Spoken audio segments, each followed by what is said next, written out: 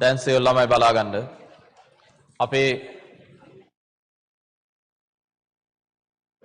සාකච්ඡා කරන්න යන්නේ 7 වෙනි ගාන 2012 A level ගාන. හරි. මෙම ප්‍රශ්නය ඔබ පළමු රූපයේ පෙන්වා ඇති රොබෝ අතක මූලික සංචලන කීපයක් අන්වේෂණය කර ඇත. හරි. රොබෝ අතේ එහා බී කොටස් වලට 1 හා 2 සංදි වටා දෙදිශාවකට තිරස්තලවල භ්‍රමණය වීමේ හැකියාවක් ඇත. C කොටස 3 සංදි හරහා ඉහළ පහළට ගමන් කිරීමේ හැකියාවක් ඇත. සංදි තුනම ක්‍රියා කරවන්නේ විදුලි මෝටරයක් මගිනි. එකවරකට ඉඩ දෙනු ලබන්නේ එක් සංදියක් වටා හෝ හරහා චලිතයකට පමණක් බවත් කිසිම සංදියක ඝර්ෂණයක් නොමැති බවත් උපකල්පනය කරන්න. පුතේ මේ සිද්ධිය මෙන්න මේ වගේ.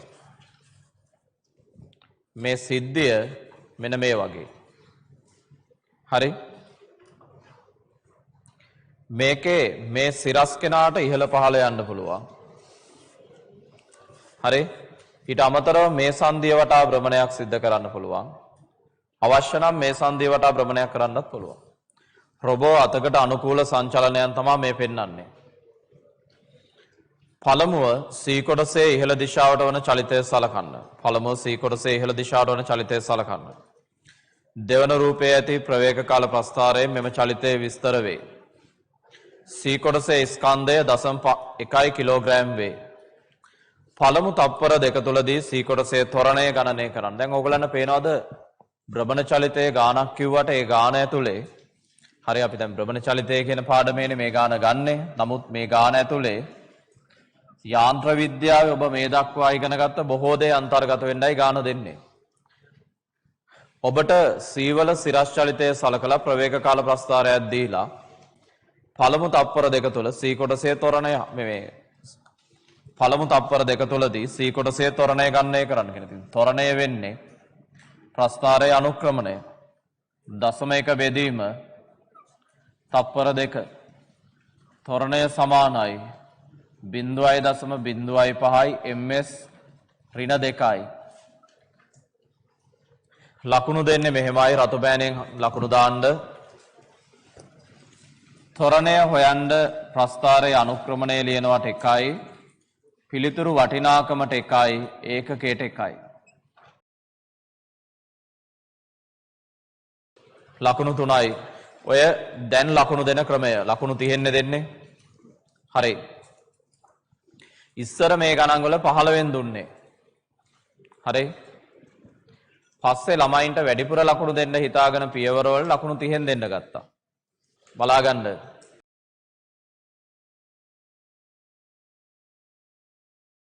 C මත ක්‍රියා කරන බල වන්නේ එහි බර හා C චලිතය සඳහා මෝටරය මගින් යොදන බලය වේ. පළමු තප්පර දෙක තුලදී මෝටරය මගින් යොදන බලය ගණනය කරන්න. මේ බලන්න. හරි. මෙන්න මේකයි සිද්ධිය. මෙන්න මේ වගේ සිදුවීමක් තියෙන්නේ. හරි. මේකේ පළමු තප්පර දෙක තුලදී මෝටරය මගින් යොදන බලය. ඔන්න ඔහමනේ මෙයා ඉන්නේ. මෙයා ඔහොම ඉද්දී මෙයාගේ බර තියනවා සිරස්ස පල්ලෙහාට. හරි 0.1 G උඩට තියෙන බලයයි මම මේ ඊතල බෙදලා ලකුණු කරන්නේ. ඉහළට ත්වරණය වෙන්නේ මුලින්. හරි. ඒ අනුව ඉහළට මේ ත්වරණය සිද්ධ කරද්දී හරි දාන්න F සමානයි m ඉහළට F ඍණ 0.1 G සමානයි 0.1 වැඩි කිරීම 0.05යි. F සමානයි 0.1 G කියන්නේ 1.005 නිව්ටන්. ඔන්න අදාළ බලය. හරි. ලකුණු ලබා දීමේදී F සමානයි m නිවැරදිව දානවා ලකුණු 2යි. උත්තරයට 1යි. ඒකකේ නිවැරදි නම් 1යි.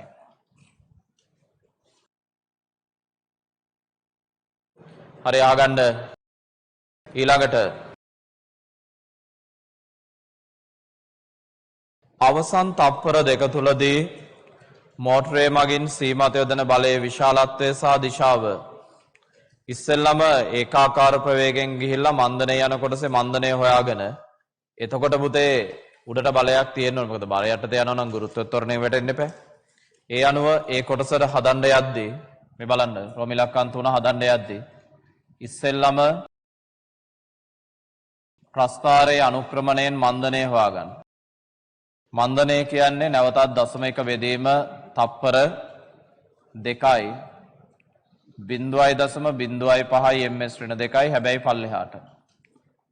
හරි. මොකද උඩට මන්දනය වෙනවා කියන්නේ ඉහළටනේ චලිතය සිද්ධ වෙන්නේ. ඉහළට මන්දනය කියන්නේ මේකේ තොරණේ දිශාව පල්ලෙහාට. ඉහළට මන්දනය යනවා. මොකද මේ රොබෝ අතේ C කොටස මෝටරයෙන් ඔසවන අවස්ථාවයි දෙන්නේ.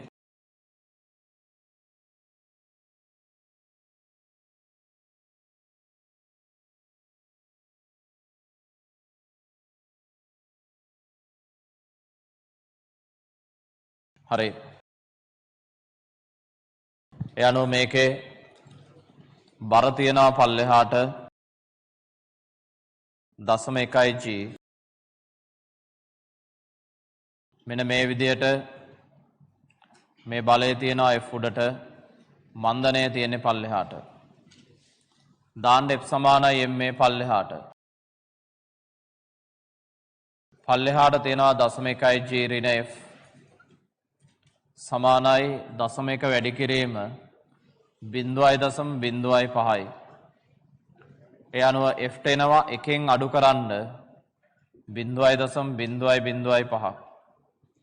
ඒ අනුව මේ වෙලාවේ බලය එනවා ඉහළට 0.995 නිව්ටන් කියලා. 0.995 නිව්ටන් කියලා එනවා බලය.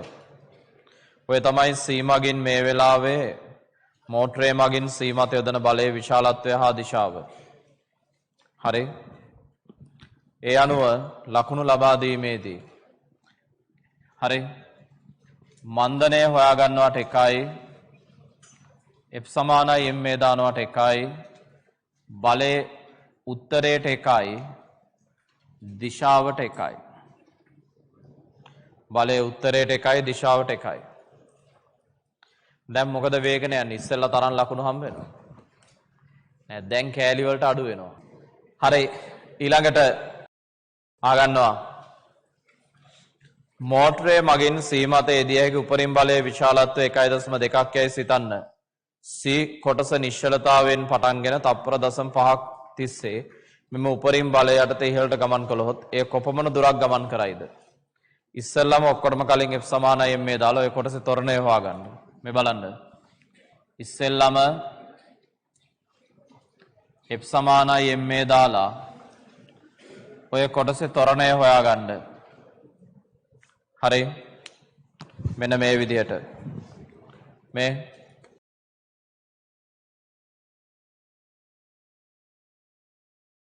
0.1 g උඩට යොදන්න පුළුවන් බලය මෝටරයෙන් 1.2යි. ඉහළට ත්වරණය වන ත්වරණය හොයලා ඉමු. දාන්න F සමානයි m මේ ඉහළට 1.2න් අඩු කරන්න 0.1 g සමානයි 0.1 වැඩි කිරීම ත්වරණය. මෙතන එනවා 0.2යි කියලා.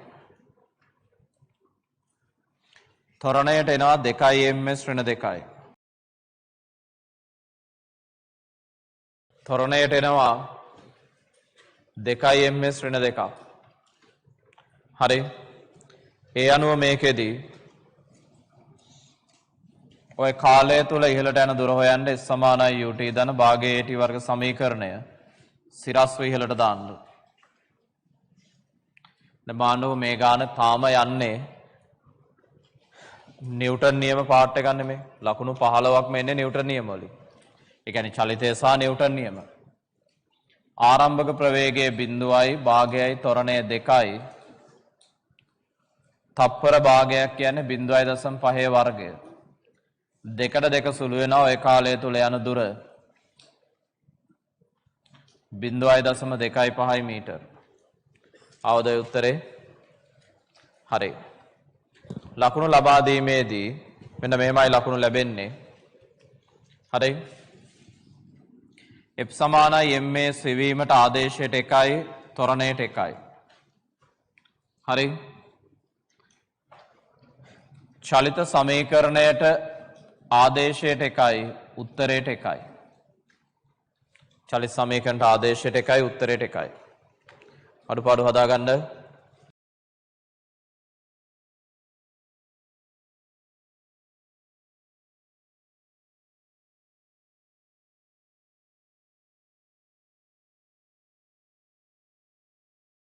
අහනවා මෙහෙම ප්‍රශ්නයක්. කලින් ප්‍රස්ථාරයෙන් හදන්න තිබ්බ කොටස චලිත සමීකරණ දාලා හදන්න බෑද? හදන්න එපා එහෙම. ප්‍රස්ථාරයකින් හදන්න තියෙන දේ ප්‍රස්ථාරයෙන් හදන්න පුරුදු වෙන්න.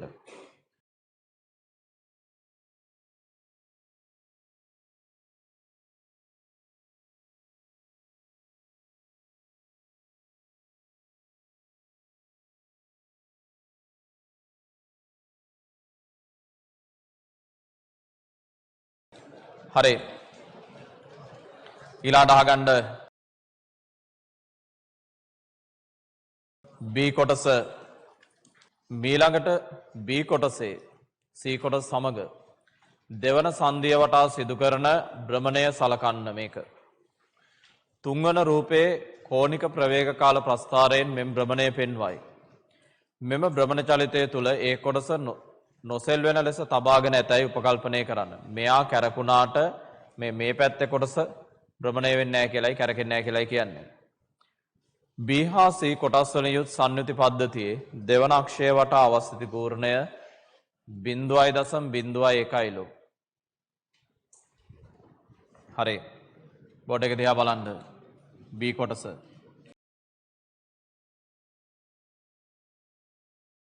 ඉහත තුන්වන රූපයේ පෙන්වා ඇති පළමු තත්පර 4 තුලදී B මත මෝටරය මගින් යොදන ව්‍යාවර්තය ගණනය කරන්න.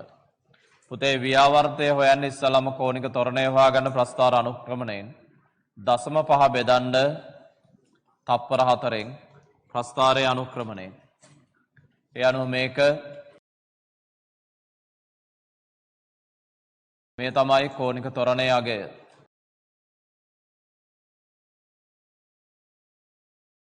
දාන්න ටෝ සමානයි I ඇල්ෆා. ඝර්ෂණ අවස්ථිති ගූර්ණය 10 ඍණ 2යි. මේක 0.125යි. එනම් මෝටරෙන් රොබෝ අතමත දෙවන සංදියෙන් යොදන ව්‍යාවර්තය 1.25 වැඩි කිරීම 10 ඍණ 3යි නිව්ටන් මීටර්. 10 ඍණ 3යි නිව්ටන් මීටර්. අවද උත්තරේ? ලකුණු ලැබෙන්නේ මෙහෙමයි. ලකුණු ලබා දෙන්නේ මේ විදිහට. කෝණික ත්වරණය හොයන්න ලියනවට 1යි උත්තරයට 1යි. හරි. ටෝ සමානයි I ඇල්ෆා සමීකරණයට 1යි ආදේශයට 1යි ඒකකයේ සහිත පිළිතුරට 1යි. හරි. ඒකකයේ සහිත පිළිතුරට 1යි. ඊළඟට අහගන්න. ඉහත තුන්වන රූපයේ පෙන්වා ඇති තත්පර 8 තුලදී B කෝණික විස්ථාපනය ගණනය කරන්න. මේ බලන්න. තත්පර 8 තුල කෝණික විස්ථාපනය කියන්නේ භාගයයි ආධාරකය වැඩි කිරීම ලම්බ උස. භාගයයි ආධාරකය වැඩි කිරීම ලම්බ උස. කෝණික විස්ථාපනය රේඩියන් 2යි. සමස්ත කෝණික විස්ථාපනය රේඩියන් 2යි. තත්පර 8 තුල B ගේ කෝණික විස්ථාපනය රේඩියන් 2යි. හරි. සමීකරණය ලියනවට 1යි උත්තරයට 1යි. ඔක්කොම ලකුණු 22ක් මේ වෙදි දීලා තියෙනවා. ඊළඟට මෝටරේ මගින් යෙදිය හැකි උපරිම ව්‍යාවර්තයේ විශාලත්වය 0.002යි. ඒ කියන්නේ දෙක වැඩි කිරීම 10 ඍණ 3ක් වේ නම් නිශ්චලතාවයෙන් පටන්ගෙන රේඩියන් 3.2 කෝණික විස්ථාපනයෙන් පසු නැවත නිශ්චලතාවයට පත්වීමට බීට ගතවන අවම කාලය මේ බලන්න මේ බලාගන්න ටෝ සමානයි I ඇල්ෆා දාලා ඔය කියන ව්‍යාවර්තයෙන් දෙන්න පුළුවන් කෝණික ත්වරණය හෝ කෝණික මන්දනය හොයාගන්න. මොකද මෝටරෙන් මේ පැත්තට ව්‍යාවර්ත දෙන්න පුළුවන් අනිත් පැත්තට ව්‍යාවර්ත දෙන්නත් පුළුවන්. ඔය මෝටරෙන් දෙන්න පුළුවන් කෝණික ත්වරණය හෝ කෝණික මන්දනය හොයාගන්න. අවස්ථිගූර්ණ ඔය සෙට් එකේ 10 ඍණ 2යි ඇල්ෆා. එතකොට කෝණික ත්වරණයට හෝ කෝණික මන්දනයට එනවා 0.2යි කියලා. මොකද්ද මේ අහන්නේ? මෝටරේ මගින් යෙදිය හැකි උපරිම ව්‍යාවර්තය දීලා නිශ්චලතාවයෙන් පටන් අරන් නිශ්චලතාවයෙන් අවසන් කරන විදිහට රේඩියන් 3.2ක කෝණික විස්ථාපනයක් සම්පූර්ණ කරන විදිහට අවම කාලය ඔයගොල්ලන්ට පහුගිය කාලේ මේ සම්බන්ධව කියලා තියෙනවා රේඛීය චලිතයේදී. මොකද්ද? අංශුවක් නිශ්චලතාවයෙන් පටන් අරන් තව තැනක නිශ්චලතාවයෙන් චලිතය අවසන් කරන විදිහට අඩුම කාලෙකින් යන්න පුළුවන් විදිය මොකද්ද? යම් තැනකින් නිශ්චලතාවයෙන් පටන් අරන් නිශ්චලතාවයෙන් චලිතය අවසන් කරන විදිහට අඩුම කාලයෙන් යන්න පුළුවන් විදිය ත්වරණයෙන් ගිහිල්ලා ඒකාකාර ප්‍රවේගයෙන් ගිහිල්ලා මන්දනයෙන් යන එකද? ත්වරණයෙන් ගිහිල්ලා මන්දනයෙන් යන එකද? ත්වරණයෙන් ගිහිල්ලා මන්දනයෙන් යන එක. ආගන්න. මෝටරේ මගින් යොදන්න පුළුවන් ව්‍යාවර්තයට අදාළව හරි කෝණික ත්වරණය හෙව්වට පස්සේ හරි ප්‍රස්ථාරය අඳින්න මෙහෙම. මේ තමයි මේ බලාගන්න ත්වරණයෙන් ගිහිල්ලා මන්දනයෙන් යන එක තමයි අඩුම කාලයෙන් යන්න තියෙන විදිහ. මේ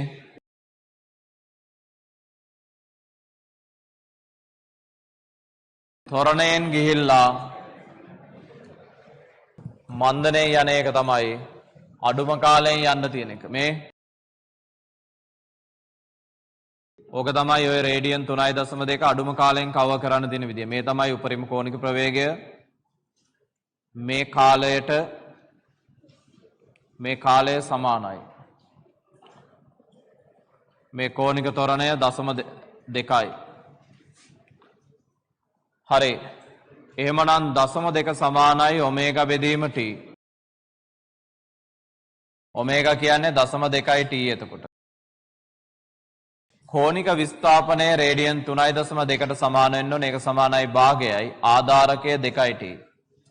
මේ දුර 2යි t ලම්බෝස ඔමේගා. 3.2 සමානයි t ඔමේගා. ඔමේගා කියන්නේ 0.2යි t. t වර්ගය 16යි. t තප්පර 4යි. එනම් මුළු කාලය වෙන්නේ තප්පර 8යි. රේඩියන් 3.2 කවර් කරන්න පුළුවන් අඩුම කාලය නිශ්චලතාවයෙන් පටන් අරන් නිශ්චලතාවයෙන් ඉවරෙන්නේ. ඒ කියන්නේ ඔය අතේ ඔය කොටසට නිශ්චලතාවයෙන් පටන් අරන් නිශ්චලතාවයෙන් අවසන් කරන විදිහට අඩුම කාලයකින් ක්‍රියාත්මක වෙන්න පුළුවන් රේඩියන් 3.2ක කෝණික විස්ථාපනයක් සහිතව තප්පර 8ක් තුල. මොකද්ද ඔය කියන්නේ කියලා දන්නවද? රේඩියන් 3.2 කියන්නේ කොච්චරද? රේඩියන් 3.2 කියන්නේ ආසන්නව අර්ධ වෘත්තයක්. ඇයි? සම්පූර්ණ වෘත්තයක් රේඩියන් 6.2යි 8යි. එතකොට රේඩියන් 3.2ක් කියන්නේ මෙන්න මේ වගේ වපසරියක්. ඒ කියන්නේ මේකේ රොබෝ අතර මෙන්න මේ වගේ වපසරියක්. මට එහෙම කරකවන්න බෑ අපිට සාමාන්‍ය අතක්. එයාට අර්ධ වෘත්තයක් ආසන්නව කරකවීමේ අවම කාලය අහන්නේ. ඇයි ඒ මත තමයි රොබෝගේ ක්‍රියාකාරී කාලයන් හදන්න පුළුවන්. ඇයි රොබෝ කෙනෙක් අපි ගන්න මොකක් හරි මැෂින් එකකට මොකක් හරි මිනිස්සු අතින් කරන වැඩක් යාන්ත්‍රිකව කරවා ගන්න රොබෝ කෙනෙක් ලව්. එතකොට ඒ කාලය පිළිබඳව අපිට ඉතාම වැදගත්. හරි. ලකුණු ලබා දෙන්නේ මෙහෙමයි. ටෝ සමානයි I ඇල්ෆා ආදේශයට එකයි සමීකරණයට නෑ. හරි. මීට කලින් සමීකරණ දීලා තිනවා කෝණික ත්වරණයට එකයි. ප්‍රස්ථාරයට ලකුණු එකයි. කෝණික ත්වරණ ප්‍රකාශයට එකයි. හරි. විස්ථාපනයට එකයි. සෝරි මෙතෙන් හම්බෙන්නේ නැහැ ලකුණු.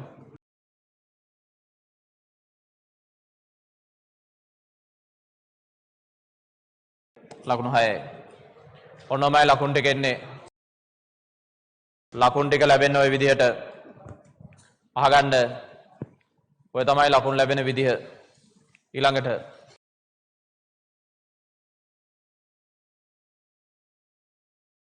දැන් ඒ කොටස හරි. ඒ කොටස පළමු සංදිය වටා නිදහසේ භ්‍රමණය වීමට ඉඩ සැලසුවහොත් B නිශ්චලතාවයෙන් පටන්ගෙන දෙවන සංදිය වටා දක්ෂිණාවර්තව භ්‍රමණය කරන විට ඒ භ්‍රමණය වන්නේ කුමන දිශාවටද? මේ ඒ භ්‍රමණය වන්නේ කුමන දිශාවටද? පිළිතුරට හේතු දෙන්න. මේ බලන්න. මේකේ ඒ කොටස මගින් මේ තමයි ඔය අතේ කොටස දැස ඉහළින් බැලුවාම පේන විදිහ. ඉහළින් බැලුවාම ඕක පේන්නේ මෙහෙම. හරි. මේ මත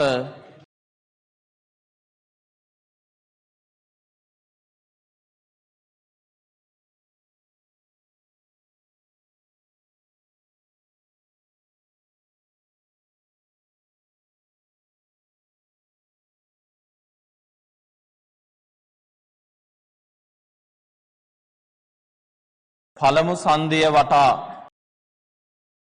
B කොටස දක්ෂිනාවර්තව කරකවද්දී පළමු සංදිය වටා නිදහසේ බිඳ සැලසුවොත් B නිශ්චලතාවයෙන් පටන්ගෙන දක්ෂිනාවර්තව කැරකුණොත් හරි මෙහෙට කැරකෙද්දී මෙයා මත ව්‍යාවර්තින්නේ මෙහෙට.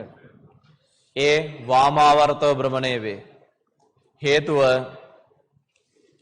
කෝණික ගම්‍යතා සංස්ථිතියයි පද්ධතිය මත බාහිර ව්‍යාවර්තයක් ක්‍රියා නොකරන්නේ නම් හරි අපි එක් පසකට භ්‍රමණය කරද්දී අනිත් පැත්තට භ්‍රමණය වෙන්න ඕනේ කෝණික ගම්‍යතාවයේ ශුන්‍ය විදිහට තියාගන්න.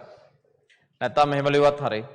B කොටස භ්‍රමණය කිරීමට යොදන ව්‍යාවර්තයට සමාන ප්‍රතිවිරුද්ධ ව්‍යාවර්තයක් A කොටස මත ඇතිවීම හේතු. ලකුණු දෙකයි. වාමාවර්තව කියන එකට එක ලකුණයි. වාමාවර්ත කියන එකට එක ලකුණයි. හරි. දිශාව සඳහන් කරන එකට හේතුව ලියනවා ලකුණු 1යි ලකුණු 30යි. වාමාවර්ත කියන එකට එකයි. B කොටස මත යොදන ව්‍යාවර්තයට සමාන ප්‍රතිවිරුද්ධ ව්‍යාවර්තයක් ඇතිවීම කියලා ලියනවා නම් තව ලකුණක් හම්බ වෙනවා. ලකුණු 30යි. හරි. ඔන්න ලකුණු ලැබෙන විදිහ. හරි. ලකුණු 30යි.